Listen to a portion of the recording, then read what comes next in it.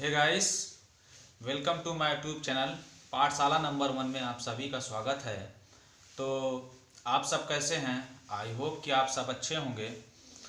तो 9 वर्ष की सबसे पहले 9 वर्ष की 2022 की हार्दिक शुभकामनाएं आप सभी को। परीक्षा के माध्यम से भी और आपके प्रतियोगी परीक्षाओं के माध्यम से भी इम्पोर्टेंट है, जिसका नाम है अधिगम। ठीक है दोस्तों, तो मैं आप सब लोगों को अधिगम की परिभाषा और अधिगम कहते किसे हैं, अर्थ और सभी साइकोलॉजिस्ट का जितने भी थी सबका क्या क्या मत है, अपना अपना क्या क्या किन्होंने क्या मत दिया, ये सब के सारे हम चर्चा करेंगे अधिगम में। ठीक है दोस्तों, मैं थोड़ा सा चर्चा कर ले रहा हूँ। बहुत से दोस्त हमारे ऐसे हैं जो लोग विद्यालय नहीं जाते हैं या जो लोग कॉलेज नहीं जा पा रहे हैं, वो लोग थोड़ा से कम समझते हैं। और किताबी भाषा दोस्तों, कहने का मतलब आप इस तरह से पढ़ाइए। किसी शिक्षक का सबसे पहले जो कार्य करने का गुण कुछ ऐसा होना चाहिए कि मतलब आप किसी भी चीज़ को पढ़ाइए। किसी भी चीज़, सबसे इम्पोर्टेंट बात है एक शिक्षक के लिए जो बहुत ही मायने बहुत ज़रूरी रखती है, किसी भी चीज़ को आप पढ़ाइए, उसको आप अपने वर्तमान से जोड़ के पढ़ाइए। जैसे कोई भी चीज़ बता रहे हैं या किसी चीज़ की परिभाषा दे रहे, एग्जाम्पल दे रहे हैं, खासकर मैं एग्जाम्पल की बात करूं तो एग्जाम्पल को अपने आप दैनिक जीवन से जोड़ के पढ़ाइए। अगर आप जिस दिन ऐसा करना सीख जाएंगे या जिस दिन ऐसा करना पढ़ाने लगेंगे, उस दिन आपको अच्छी तरह से बच्चों के दिमाग में चीज़ें डायरेक्टली इंटर करेंगी। ठीक है, तो आपको ऐसे ही कुछ एग्जाम्पल्स उठाने चाहिए जो आपके दैनिक दिनचर्या से मिलते जुलते होना चाहिए। ऐसे में बच्चा जल्दी से कैप्चर कर जाता है कि क्या कहने का मतलब है। दोस्तों, अधिगम जो होता है ये कोई बहुत बड़ी चीज़ नहीं है। इसको साइकोलॉजी की भाषा में कहा गया है अधिगम, जिसे हम सब लोग जानते हैं और सब लोग समझते हैं। अधिगम का मतलब होता है दोस्तों सीखना, लर्निंग, जिसका इंग्लिश अनुवाद है। तो दोस्तों इसका मतलब होता है सीखना। आप लोग जीवन में जब से जन्म से लेकर मृत्यु तक अधिगम करते रहते हैं, मतलब कि सीखते ही रहते हैं। तो दोस्तों, व्यवहार के कारण जो परिवर्तन होता है, व्यवहार में जो भी परिवर्तन आता है, तो दोस्तों वो अधिगम से ही आता है। ठीक है ना, तो व्यवहार से ही वो परिवर्तन आना शुरू होता है और व्यवहार के कारण ही हम लोग कुछ ना कुछ सीखते हैं। ठीक है दोस्तों, फिर उसके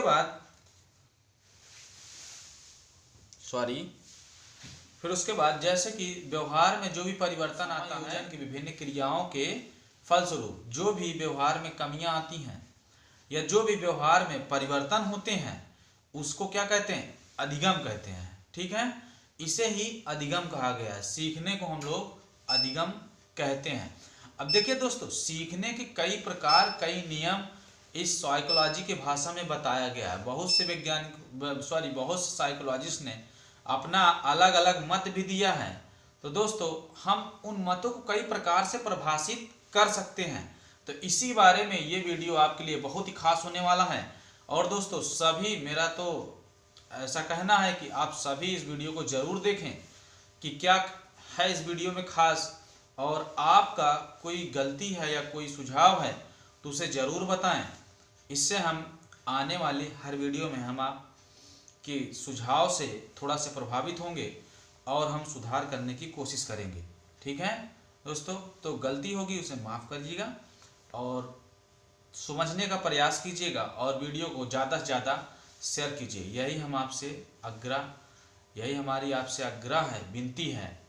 तो आई होप कि मुझे सपोर्ट करेंगे आप लोग। ठीक है दोस्तों, तो चलिए आज का वीडियो स्टार्ट करते हैं कि क्या क्या है, कैसे हैं। मैंने कुछ लाइंस लिख रखी है, तो आप लोग इसको गौर से देखें और नेक्स्ट, ठीक है, तो आज हम कुछ विशेष प्रकार की उनका पूरा डिटेल से में जानेंगे कि अधिगम क्या है, क्या क्या हैं इसके नियम, कितने प्रकार हैं, विशेषताएं, तरह तरह की चीज़ें हम अधिगम के बारे में पढ़ेंगे। और आज का टॉपिक हमारा यही लर्निंग से है। तो आप सभी हमारे साथ चलें एक एक चीज़ को सीखते हुए।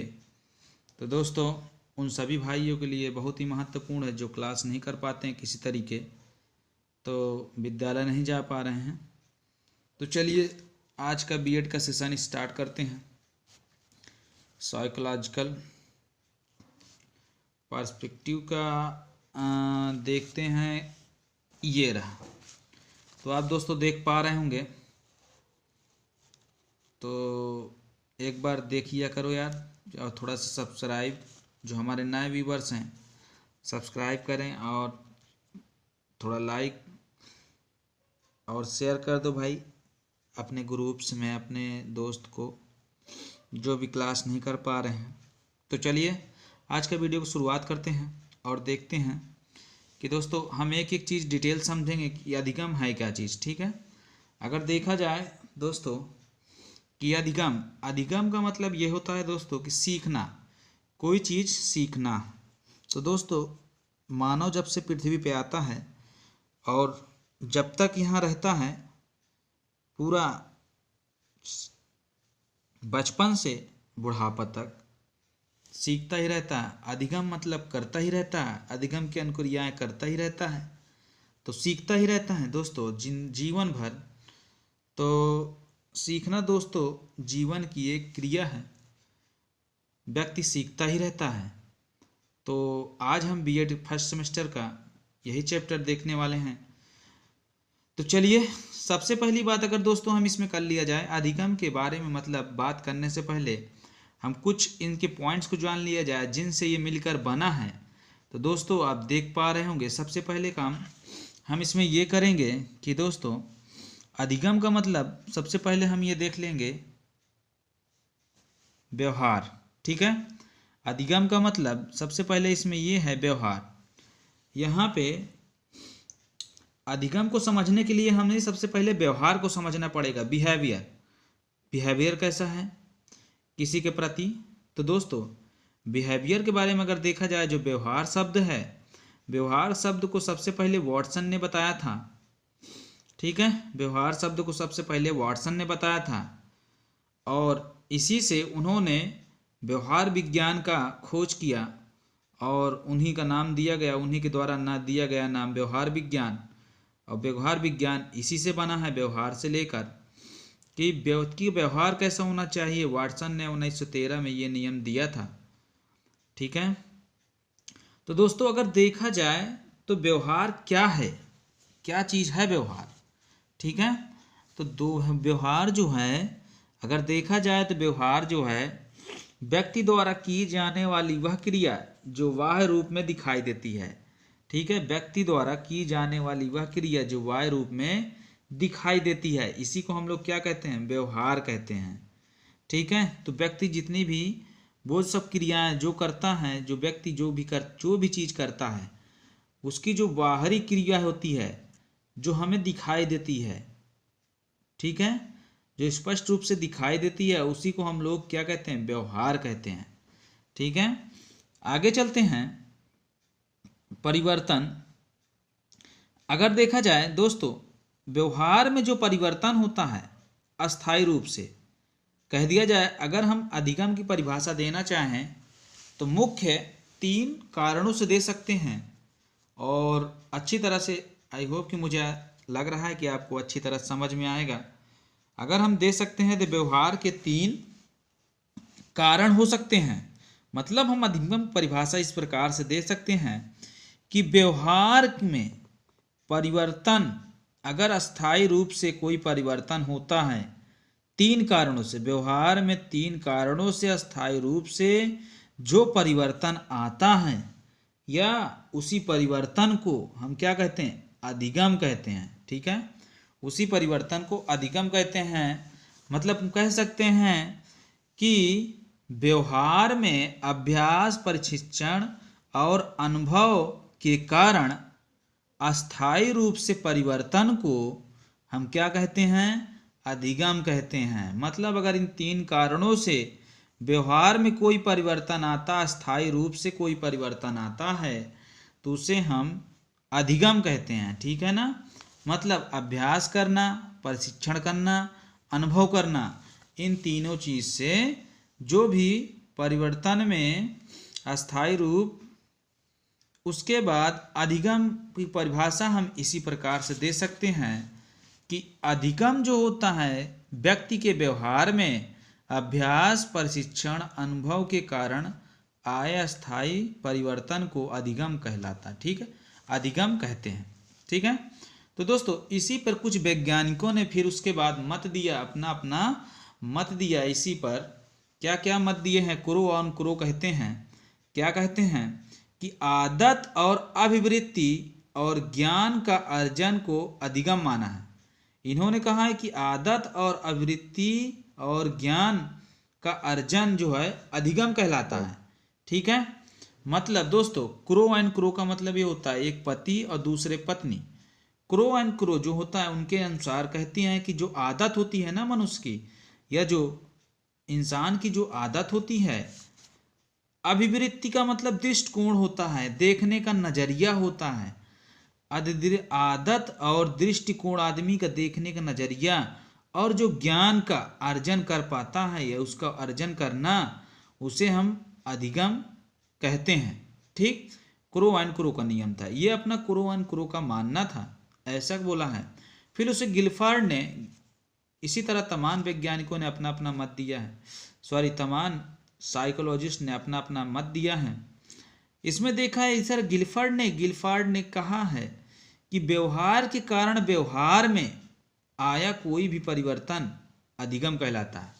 व्यवहार के कारण व्यवहार में आया कोई भी परिवर्तन अधिगम कहलाता है। जैसे आपसे व्यवहार कारण व्यवहार में, जैसे आपसे कोई कल का दिन में अगर आपसे कोई नया साल शुभकामनाएं बोलता है और वो भी आपसे नए साल के मतलब शुभकामनाओं के बारे में जवाब देता है, रिप्लाई करता है, तो इसका मतलब ये क्या हो जाता है? ये हो जाता है व्यवहार के कारण व्यवहार में आया कोई भी परिवर्तन, मतलब व्यवहार कारण व्यवहार में आया कोई भी परिवर्तन अधिगम कहलाता। ठीक, इन्होंने ये कहा था। उसके बाद विलियम वुडवर्थ जो हैं, इनके अनुसार अगर देखा जाए तो क्या कहा गया है कि इन्होंने दो परिभाषाएं दी थी। अधिगम विकास की एक प्रक्रिया है। इन्होंने कहा कि जो अधिगम है विकास की एक प्रक्रिया है। दोस्तों इसका मतलब ये है कि अधिगम जो है एक विकास की, मतलब जितना भी हम सीखेंगे उतना ही विकसित होते जाएंगे, उतना ही विकास करते चले जाएंगे।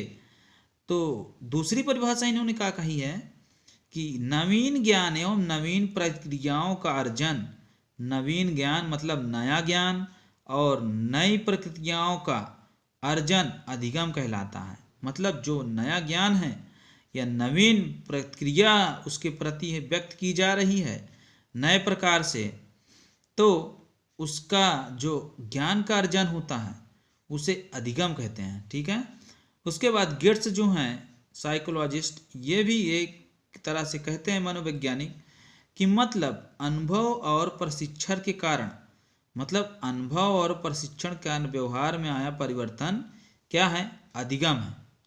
ये अधिगम की परिभाषाएं थी दोस्तों। सभी साइकोलॉजिस्ट ने अलग अलग अपना अपना मत दिया है। अनुभव और प्रशिक्षण कारण व्यवहार में आया जो परिवर्तन है उसे हम क्या कहते हैं? अधिगम कहते हैं। मतलब अनुभव, व्यक्ति कोई भी चीज अनुभव करके ही और उसके बारे में प्रशिक्षण प्राप्त करके ही कोई चीज सीखता है। तो इस प्रकार से दोस्तों व्यवहार में जो भी परिवर्तन आता है उसे हम अधिगम कहते हैं। ठीक है ना। अब चलते हैं नेक्स्ट पॉइंट दोस्तों, देख लेते हैं अधिगम के प्रकार। ठीक है, अब आते हैं हम लोग अधिगम के प्रकार में। तो दोस्तों अगर देखा जाए टाइप्स ऑफ लर्निंग में अधिगम के प्रकार में सबसे पहले इसमें जो आता है गामक अधिगम। तो दोस्तों इसमें देखा जाए कि गामक अधिगम क्या होता है? शारीरिक क्रिया। अगर आपने सुना होगा कि गामक अधिगम जो होता है एक शारीरिक क्रिया है। ठीक है, शारीरिक क्रिया का दोस्तों मतलब ये होता है गामक अधिगम में कि शरीर के द्वारा की जाने वाली क्रिया। ठीक है, मतलब शारीरिक क्रिया में होता है कि शरीर के द्वारा की जाने वाली क्रिया, शरीर के द्वारा जो भी की जाती हुई क्रियाएं हैं उसे गामक अधिगम कहते हैं या शारीरिक अधिगम के नाम से भी जानते हैं। उदाहरण के लिए अगर दोस्तों देखा जाए, जैसे छोटा बच्चा होता है, खिलौने को बार बार अपने ओर खींचने की कोशिश करता है, बार बार खिलौने को अपनी तरफ खींचेगा, उसे बार बार उठाने का प्रयास करेगा, बार बार मुंह में डालेगा, बार बार। समझ में आई बात? वो इसलिए करता है ऐसा कि उसे सूझबूझ का कोई अनुभव नहीं है, उसे कोई तौर मतलब कि उसे इतना ज्ञान का अनुभव नहीं है, इसीलिए वो ऐसी क्रियाएं कर रहा है। मतलब कहने का अर्थात तात्पर्य ये है कि वो मतलब शारीरिक क्रियाएं कर रहा है। ठीक है, वो एक प्रकार की शारीरिक क्रिया कर रहा है। और इसी को हम लोग अगर कहा जाए तो अनुकरण विधि पर यह आधारित होता है। गामा का अधिमत जो होता है अनुकरण विधि पर आधारित होता है।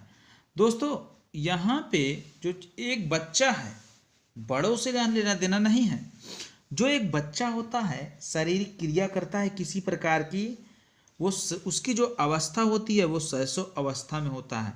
तो आपसे क्वेश्चन इस तरह भी कर सकता है कि अनुकरण विधि में जो बच्चे की उम्र होती है, कौन सी अवस्था होती है, जो बच्चे की अवस्था होती है, शैशव अवस्था होती है दोस्तों। उसके बाद चलिए आगे जो लेते हैं, आगे जो बौद्धिक अधिगम आता है दोस्तों। बौद्धिक अधिगम मतलब बाल्यावस्था। ठीक है, बौद्धिक अधिगम जो होता है दोस्तों वो बाल्यावस्था में होता है। हम लोग इसे देखते हैं कि बौद्धिक अधिगम, वैचारिक अधिगम, संप्रदाय। ठीक है, कंसेप्चुअल इसका मतलब ये होता है। और इसमें प्रयत्न और भूल विधि इसे हम कहते हैं। ये प्रयत्न और भूल विधि पे आधारित है।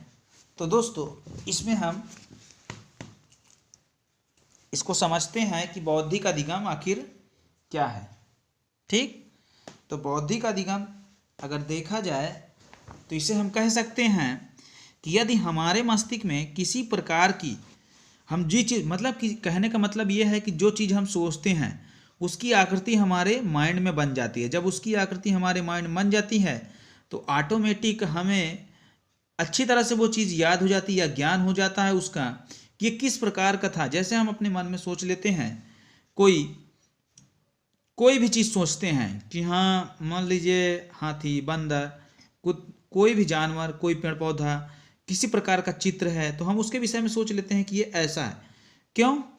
क्योंकि हमारे मन में वही चीज़ आने से उसका फोटो तैयार हो जाता है। ठीक है, मतलब वो वैचारिक अधिगम होता है, संप्रय व्यय। ठीक, तो ये वैचारिक अधिगम हो जाता है, इसे हम लोग इसी तरह कहते हैं। आगे दोस्तों अगर हम बात कर लिया जाए संवेदन गति अधिगम। ठीक है, संवेदन गति अधिगम। तो दोस्तों इसको हम बात कर लिया जाए तो मतलब इसका मतलब ये है कि विभिन्न प्रकार के कौशल अर्जन संबंधी ज्ञान, विभिन्न प्रकार के कौशल के अर्जन से संबंधित ज्ञान को हम लोग क्या कहते हैं, कौन सा अधिगम? संवेदन गति अधिगम कहते हैं। ठीक, मतलब जैसे क्या क्या, साइकिल चलाना, तैरना, ये सारी क्रियाएं जो होती है संवेद के अंतर्गत होती है। अर्थात कहने का मतलब मेरा ये है कि बालक अपनी दैनिक दिनचर्या के व्यवहार में सम्मिलित बातों का अनुकरण करके सीखता है। जैसे बालक अपनी दैनिक दिनचर्या के व्यवहार में जो भी चीज़ सम्मिलित बातों का अनुकरण करके ही कोई चीज़ सीखता है। इस प्रकार की अधिगम को हम लोग संवेदन गति अधिगम कहते हैं। ठीक है दोस्तों, तो मुझे आशा है कि आप सब समझने का प्रयास कर रहे होंगे और आप सबको अच्छे से समझ में आ रहा होगा। दोस्तों ऐसी अब नोट्स बनाने में थोड़ा मेहनत लगती है और इस प्रकार से होना भी चाहिए। इस तरह से याद करने में थोड़ा सा सरलता हो जाती है। तो दोस्तों अब आगे चलते हैं। दोस्तों आगे देखा जाए, आगे जो हम पढ़ने वाले हैं अधिगम की विशेषताएं, यहाँ पे हम पढ़ने वाले हैं अधिगम की विशेषताएं। तो दोस्तों इस बात को हम थोड़ा समझ लेते हैं और अच्छे से कि अधिगम की विशेषताएं। दोस्तों अगर देखा जाए अधिगम की निम्नलिखित विशेषताएं हैं, जैसे योगम एवं सिम्पासन के अनुसार अगर देखें तो सीखने की सामान्य विशेषताएं निम्नलिखित हैं। जैसे कि देखा जाए, सीखना संपूर्ण जीवन चलता है, ठीक है ना। अगर देखा जाए तो पहली पॉइंट ये सीखना संपूर्ण जीवन चलता है। तो दोस्तों ये बात सत्य है कि सीखने की कोई उम्र नहीं होती है और सीखना जीवन पर्यंत, जब तक जीवन रहता है तब तक हम कुछ न कुछ सीखते रहते हैं। मतलब सीखने की जो क्रिया है ये जीवन मृत्यु पर्यंत चलती रहती है, जन्म से लेकर मृत्यु पर्यंत चलती रहती है। फिर दूसरा पॉइंट है सीखना परिवर्तन है। व्यक्ति स्वयं दूसरों के अनुभव से सीखकर अपने व्यवहार और विचारों और इच्छाओं, भावनाओं आदि में परिवर्तन करता है।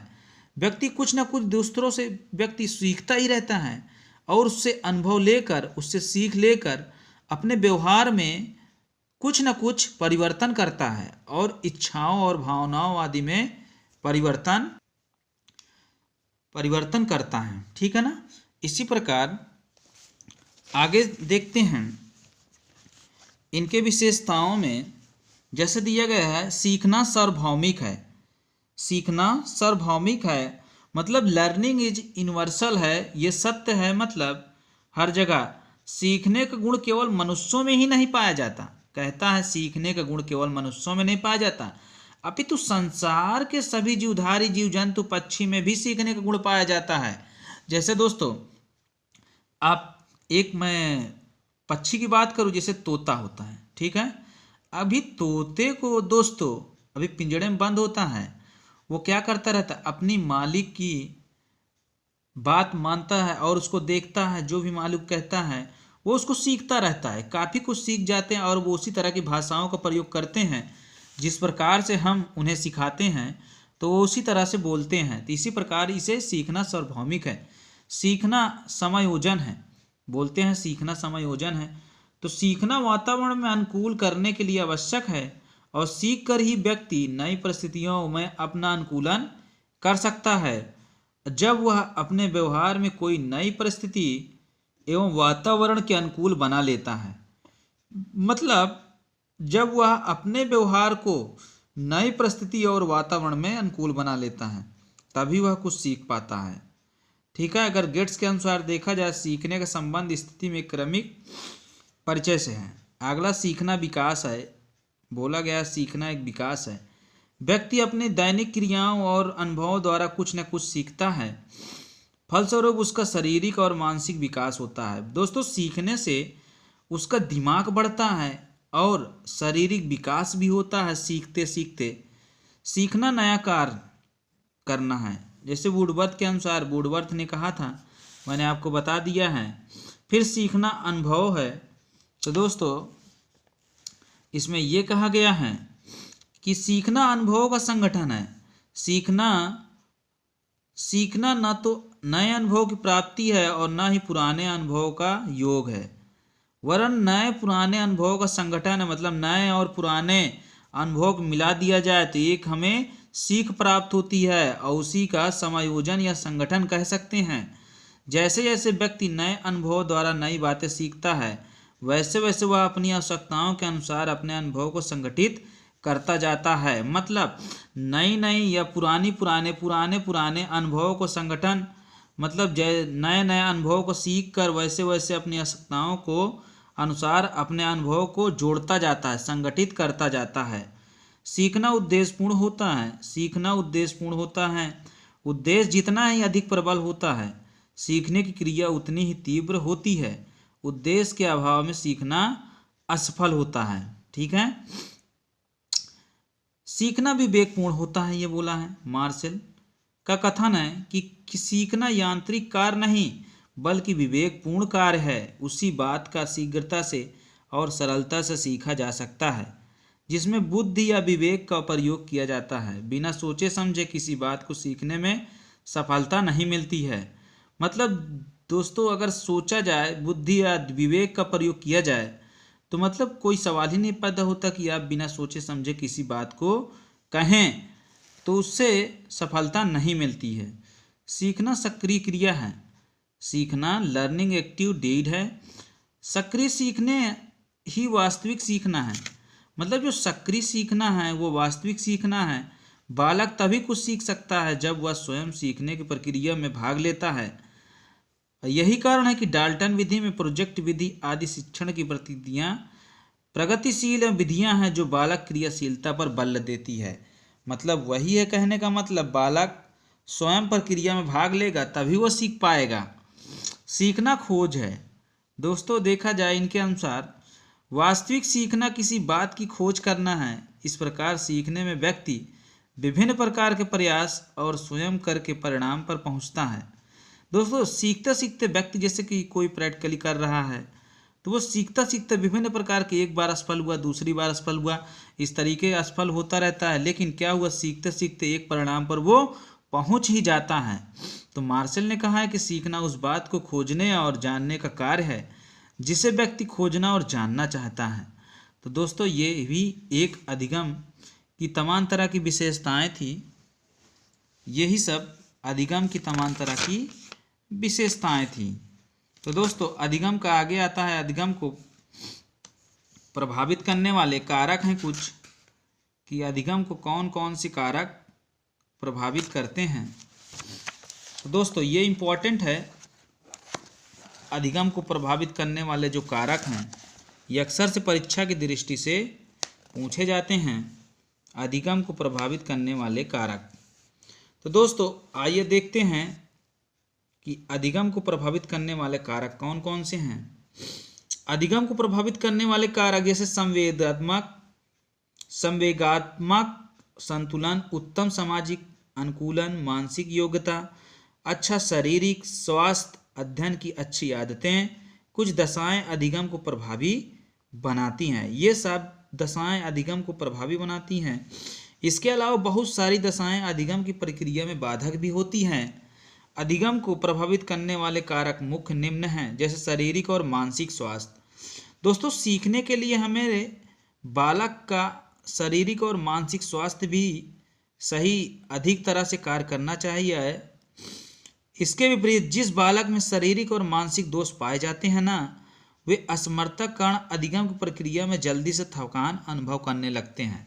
मतलब सीखने की प्रक्रिया में वो तुरंत इस थकान का अनुभव करने लगते हैं। ऐसा कब होता है, जब मानसिक और शारीरिक दोष पाए जाते, कोई चीज बिगड़ा होता है। इस प्रकार कहा जा सकता है कि प्रभावी और शीघ्र अधिगम के लिए स्वास्थ्य का होना अति आवश्यक होता है। ठीक है। उसके बाद देखा जाए परिपक्वता। स्लैक्वेडर के अनुसार परिपक्वता मूलतः आंतरिक शोधन की प्रक्रिया है। इसके बारे में देखते हैं। अधिगम शारीरिक मानसिक परिपक्वता पर भी निर्भर रहता है। अधिगम जो होता है शारीरिक और मानसिक परिपक्वता पर अधिगम और निर्भर रहता है। शारीरिक और मानसिक रूप से परिपक्व बालक सीखने के लिए सदैव उत्सुक एवं तत्पर रहते हैं। मतलब शारीरिक और मानसिक रूप से जो परिपक्व मतलब जो सीखने के लिए सक्षम मतलब तत्पर हैं, वे बालक सीखने के लिए हमेशा उत्सुक और तत्पर रहते हैं। ऐसे बालकों को अधिगम तीव्र होता है। जो बालक मतलब कहने का मतलब ये है, जो बालक सीखने की ललक रखता है वो जल्दी ही कोई चीज़ सीख जाता है, जल्दी ही अधिगम प्राप्त कर लेता है। इसके विपरीत शारीरिक और मानसिक रूप से अपरिपक्व मतलब कि अगर वो तैयार ना हो शारीरिक और मानसिक रूप से, तो बालक सीखने की क्षमता जो होती धीमी हो जाती होती है। और इस प्रकार के बालकों को सीखने के लिए अत्यधिक समय और शक्ति का इस्तेमाल करना पड़ता है। सीखने की इच्छा अगला है प्रभावित करने वाला जो कारक में है, सीखने की इच्छा। सीखने की इच्छा अधिगम का एक अनिवार्य घटक है। यदि बालक सीखने की प्रक्रिया में क्रियाशील रहता है तो अधिगम प्रभावी होता है। अगर वो सीखने की प्रक्रिया में निरंतर गतिशील है, क्रियाशील है, तो उसे हम कह सकते हैं कि अधिगम प्रभावी होता है। अध्यापक को शिक्षण प्रक्रिया के दौरान बालक की इच्छा शक्ति को बढ़ाते हुए पाठ के विकास में छात्र का सहयोग लेना चाहिए। मतलब कहा गया है कि अध्यापक को शिक्षण प्रक्रिया के दौरान बालक की इच्छा शक्ति को बढ़ाते हुए पाठ के विकास में छात्र का सहयोग लेना चाहिए ताकि वह क्रियाशील बना रहे। मतलब छात्रों का भी सहयोग लेना चाहिए कि बच्चे क्या पढ़ाना है क्या नहीं, उनका भी थोड़ा सा मन जानना चाहिए। अपने शैक्षिक लक्ष्यों को प्राप्त करने के लिए अध्यापक को छात्र की रुचि जिज्ञासा जागृत करते रहना चाहिए। मतलब उसको अच्छी तरह से जिज्ञासा, उसकी रुचि को पहचाना जा सके। अभिप्रेरणा अधिगम के प्रेरक की भूमिका बहुत ही महत्वपूर्ण है। अभिप्रेरणा वह शक्ति है जो व्यक्ति अपने उद्देश्य तक ले जाती है, जो व्यक्ति को अपने उद्देश्य तक पहुंचा देती है। अभिप्रेरणा सीखने की प्रक्रिया को आसान बनाती है। प्रेरणा शक्तिशाली हो तो बालक अध्ययन रुचि अवश्य लेता है। अगर प्रेरणा, जैसे कोई प्रेरणा दी जाती है, अगर वो शक्तिशाली हो तो बालक जल्दी ही सीख लेता है। और नवीन जानकारी को स्थायी तौर पर ग्रहण करने के लिए अध्यापक को शिक्षा प्रक्रिया में बालक की प्रशंसा करके उन्हें अध्ययन के लिए प्रोत्साहित करना। दोस्तों, जैसे कि देख लिया जाए, अगर बालक को आप कहेंगे वाह बहुत अच्छा किया आपने, या उसकी प्रशंसा करें, तो बालक सीखने की अभिप्रेरणा रखेगा। विषय सामग्री और उसका रूप। यदि किसी विषय की अध्ययन सामग्री या सरल रुचिकर होगी तो बालक उसे सुगमता से ग्रहण कर लेगा। मतलब अगर विषय सामग्री दोस्तों ऐसा नहीं होना चाहिए कि बहुत कठिन होना चाहिए, बालक को उसमें इंटरेस्ट ही ना पैदा हो। मतलब इंटरेस्ट होना चाहिए, एकदम थोड़ा सरल होना चाहिए, ताकि उसे आना चाहिए। अगर ये उसे आ रहा है तो बालक को रुचि पैदा होगा और वो जल्दी ही सीख सकता है। कठिन अर्थहीन विषय सामग्री अधिगम के विपरीत प्रभाव पड़ता है। तो दोस्तों, कठिन होगा तो उसके विपरीत प्रभाव पड़ेगा। इसी तरह वातावरण देख लेते हैं। अधिगम के लिए परिवार, समाज और पाठशाला उचित वातावरण अत्यंत होना आवश्यक है। परिवार और स्कूल में बालक के साथ स्नेहपूर्वक और पक्षपात रहित व्यवहार करना चाहिए, ताकि उसमें अधिगम के प्रति उत्साह बना रहे। मतलब परिवार हो चाहे स्कूल, बालक के साथ स्नेहपूर्ण प्यार से पेश आना चाहिए। इसी तरह कक्षा में प्रकाश और वायु का अभाव हो और अत्यधिक शोर और अमानवैज्ञानिक वातावरण से बालक थकान का अनुभव करता है। फलस्वरूप उसके अधिगम में अवध पैदा हो जाती है। ठीक है, तमाम तरह के शोर शराबा या उस तरह की अभिरुचि दिखाई देने लगती है तो बालक का फिर मन नहीं लगता। अधिगम का समान समय और थकान में सीखने के समय भी अधिगम गहनता निर्भर करती है। प्रातः काल के समय बालक में स्फूर्ति रहती है, अतः अधिगम सरल और शीघ्र हो जाता है। दोस्तों, अगर जैसे कि कहने का मतलब ये है, आप प्रातः काल कोई चीज़ करते हैं तो उसे दिमाग में एकदम कंठस्थ हो जाता है, यही कहने का मतलब है। सीखने की विधि अगला आता है। शैक्षिक प्रक्रिया में प्रयुक्त अध्ययन विधि और अधिगम में भी सीधा संबंध पाया जाता है। सीखने की विधि अनुकूल और रुचिकर होगी, सीखना अधिक सरल हो जाता है। ठीक है, शैक्षिक प्रक्रिया में अध्ययन अधिगम से सीधा संबंध पाया जाता है। मतलब कहने का मतलब, सीखने की विधि अनुकूल और रुचिकर होगी, सीखना अधिक सरल हो जाता है। अगर सीखने की विधि उसके अनुकूल है तो सीखना बहुत जल्दी सरल हो जाता है। अध्यापक को प्रभावी अधिगम के लिए परंपरागत विधियों की अपेक्षा मनोवैज्ञानिक विधियों का सहारा लेना चाहिए। प्रारंभिक कक्षाओं के लिए खेल विधि, उच्चतर कक्षाओं के लिए योजना और सामूहिक विधि अधिक उपयोगी साबित हो सकती है। जैसे कि प्रारंभिक कक्षाएं जितनी हैं उनके लिए खेल विधि, और उच्चतर कक्षाएं जो ऊंची कक्षाएं हैं उनके लिए योजना सामूहिक विधि अधिक उपयोगी साबित हो सकती है। ठीक है दोस्तों, आई होप कि सब दोस्तों आपको समझ में आया होगा अच्छी तरीके से। हम नेक्स्ट वीडियो में आपके लिए हम और अच्छे इम्पोर्टेंट क्वेश्चन लेके आएंगे जो कि परीक्षा की दृष्टि से बहुत ही इम्पोर्टेंट होंगे। चलिए दोस्तों, आज के लिए इतना ही। धन्यवाद। वीडियो को शेयर और लाइक कीजिए।